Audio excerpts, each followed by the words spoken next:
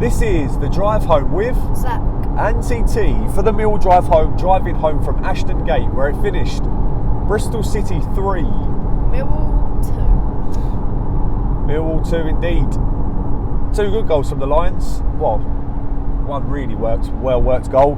In the first half, it looked like we would be able to see out the game comfortably, where we looked under absolutely no pressure whatsoever. But again, the difference between Coventry and today were the defensive errors cost us. I did say on the way back from Coventry that, you know, that was the only time we looked like scoring. We did it today and we got punished.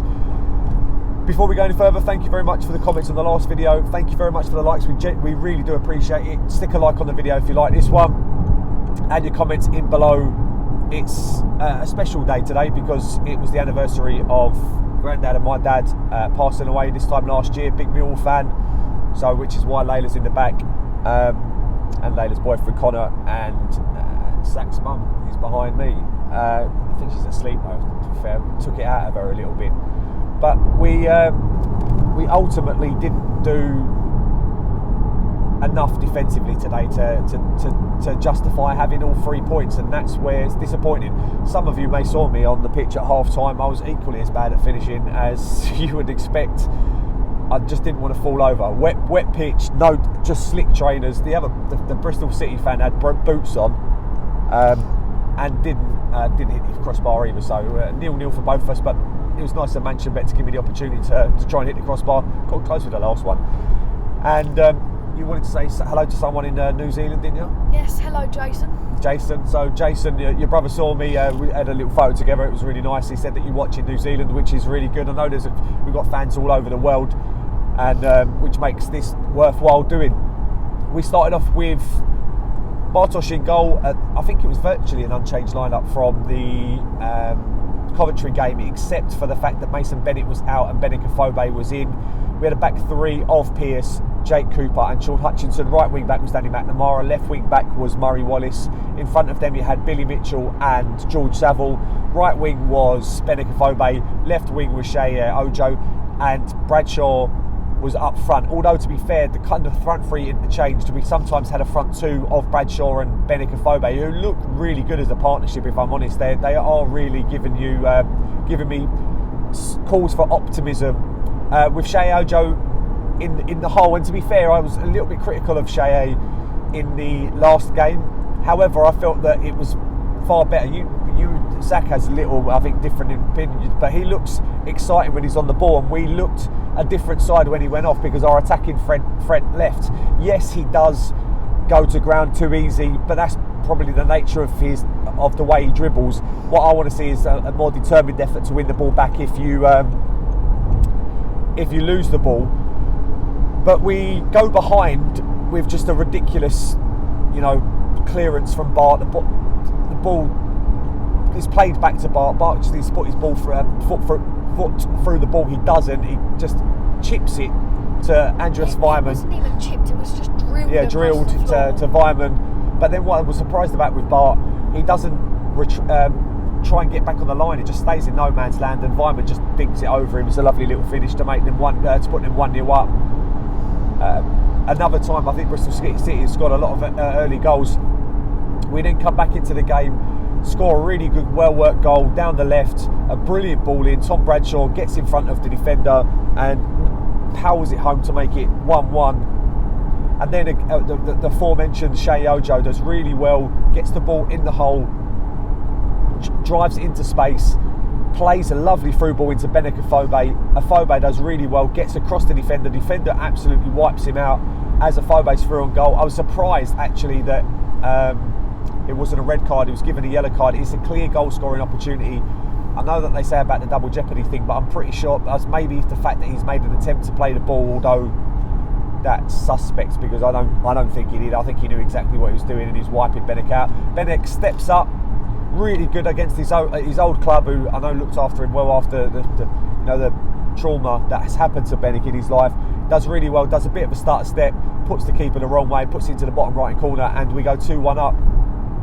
We create a couple of opportunities at the end. Billy Mitchell had a shot just over the bar. A couple of good shots from Billy, who again had a really good game in the centre of midfield, in my opinion. Gets hold of the ball well, turns on the ball well, and what I've really wanted him to do is take a couple of shots. He hasn't hit the target, which I'm sure he'll be disappointed about, but he's got there's a goal in it. There's 2 or 3 goals in Billy Mitchell by the end of the season. I'll mark my words on that if he keeps hitting them, because he needs to take the shot when it's available.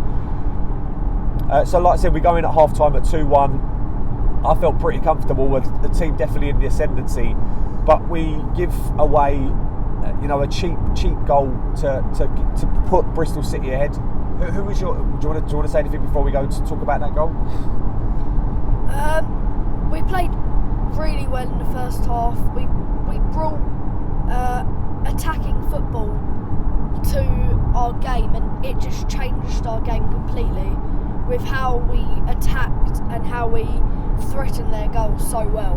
I thought Bennett and Bradshaw worked really well together. They really did work hard.